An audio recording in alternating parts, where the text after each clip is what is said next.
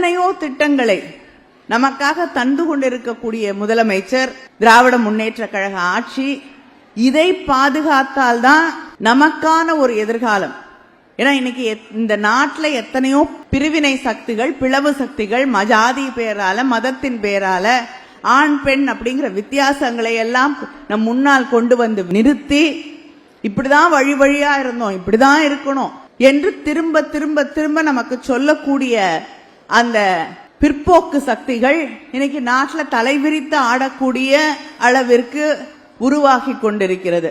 ஒன்றை சொல்ல விரும்புகிறேன் இந்த மேடையில், இங்க இருக்கக்கூடிய அத்தனை சகோதரிகளும் தயவு செய்து தந்தை பெரியாரை படியுங்கள்.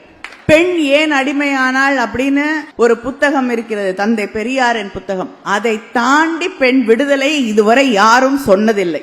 எது உனக்கு தடையா இருக்கோ தூக்கி எறி. உன்னுடைய கனவுகள், உன்னுடைய லட்சியங்கள், அதுதான் உன்னுடைய வாழ்க்கை என்று சொன்ன ஒரு மிகப்பெரிய தலைவர் தான் தந்தை பெரியார் அவர்கள். அவரையே கொச்சைப்படுத்தக்கூடிய, விமர்சனம் செய்யக்கூடிய நிலைகளை எல்லாம் நாம் பார்த்து கொண்டிருக்கிறோம். ஆனால் நான் ஒன்றை சொல்கிறேன், பெரியாரை யாரும் வெல்லவும் முடியாது, வீழ்த்தவும் முடியாது.